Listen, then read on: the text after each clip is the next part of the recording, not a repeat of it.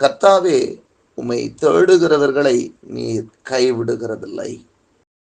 ஆதலால் உமது நாமத்தை அறிந்தவர்கள் உம்மை நம்பி இருப்பார்கள். இந்த வசனத்துல 2 காரியத்தை சங்கீதக்காரன் சொல்லுகிறதை நாம் பார்க்கிறோம். ஒன்று,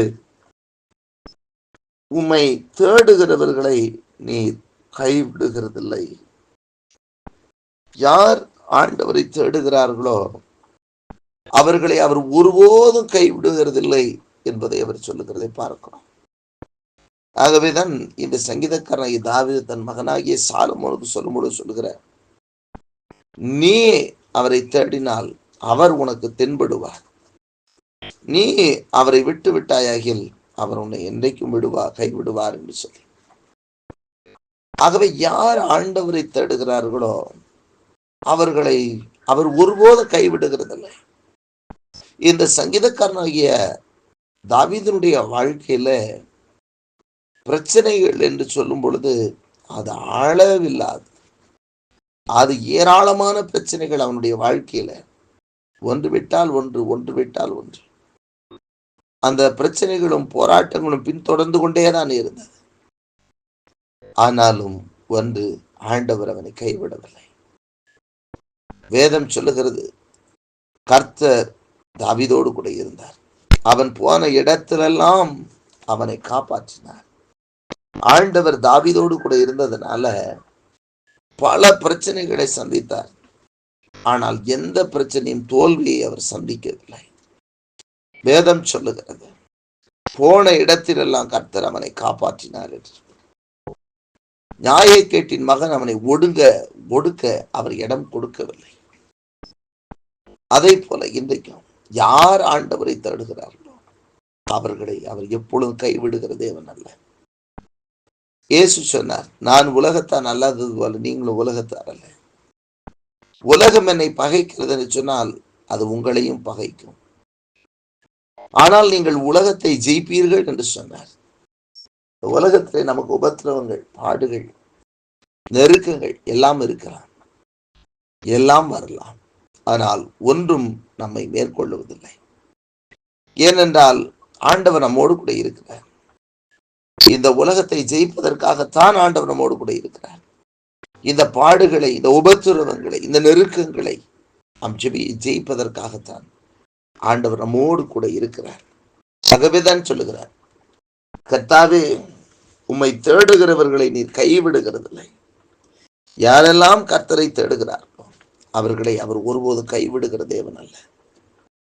அவரை தேடுகிற அனைவருக்கும் அவர் சகாயராயிருக்கிற தேவன் அவர்.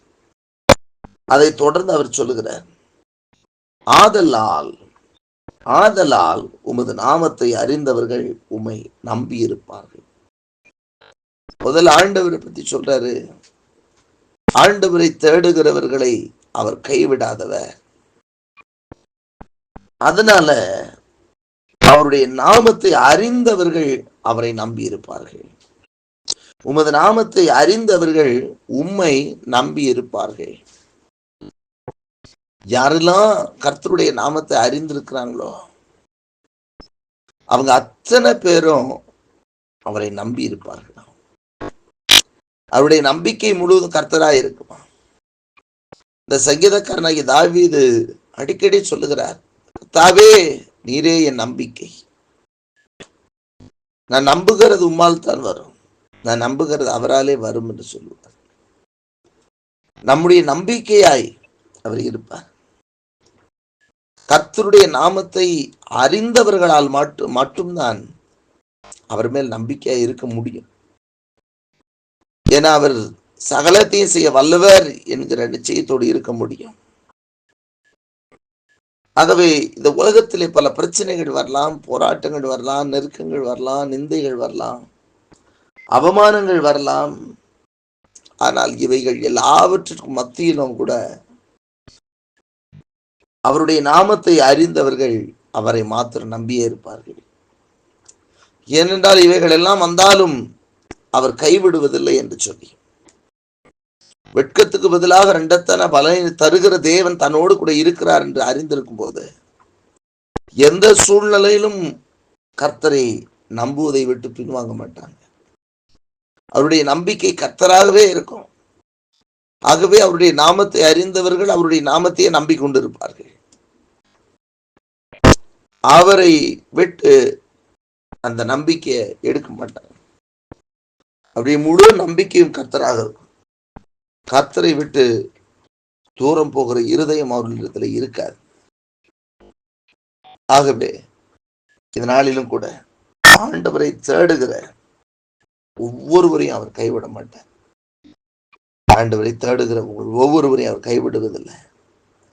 இன்றைக்கும் கூட இந்த அதிகாலை நேரத்தில் இன்னைக்கு நான் பிரச்சனைகளை எப்படி சந்திக்க போகிறேன் என்று சொல்லி நீங்கள் ஒருவேளை சோர்ந்து போயிருப்பீங்கன்னா அவர் உங்களை கைவிடுகிறதில்லை. அவரை தேடுகிற உங்களை அவர் கைவிடுகிறதில்லை. அதே போல அவரை அறிந்திருக்கிற நீங்கள் நம்பிக்கொண்டிருக்கிறபடியினால உங்கள் நம்பிக்கை வீண் போகாது. நீங்கள் நம்பிக்கொண்டிருக்கிற அவர் ஒருபொழுதும் உங்களை கைவிடுகிற தேவன் அல்ல. கர்த்தரை நம்புகிறவர்களை அவருடைய கிருபை சூழ்ந்து கொள்ளும். கர்த்தரை நம்புகிறவர்களுக்கு கர்த்தர் தம்முடைய தூதர்களை அனுப்பி சோழ பாளையம் இறங்கி அவருடைய தப்புவிப்பார், அவர்களை பாதுகாப்பார். இன்றைக்கும் எப்படிப்பட்ட நெருக்கடிகளாக இருந்தால், எப்படிப்பட்ட சூழ்நிலைகளாக இருந்தால், எப்படிப்பட்ட பிரச்சனைகளாக இருந்தாலும் சரி, அந்த இடத்துல கர்த்தர் பெரிய காரியங்களை செய்வார். உங்களை அவர் கைவிட மாட்டார். வேதம் சொல்றது, இஸ்ரவேலை காக்கிறவர் உறங்குகிறதும் இல்லை, அவர் தூங்குகிறதும் இல்லை. அவர் வாக்கு பண்ணி நான் உன்னை விட்டு விலகுவதும் இல்லை, உன்னை கைவிடுதும் என்று சொல்லி, இதோ உலகத்தின் முடிவு வரையும் சகல நாட்களில் நான் உங்களோடு கூட இருக்கிறேன் என்று சொன்னவர் ஒவ்வொரு நாளும் நம்மோடு கூட இருக்கிறவர். நம்மை விட்டு விலகாத தெய்வம், நம்மை கைவிடாத தேவன் ஒவ்வொருவரோடு கூட இருந்து ஆசீர்வதிப்பாராக. அவர் மேல் நம்பிக்கையா இருக்கிற மனுஷன் பாக்கியவான். தொடர்ந்து நம்பிக்கொண்டிருங்கள். ஒரு நாளும் உங்களை கைவிடாத தேவன் நம்மோடு கூட இருக்கிறார்.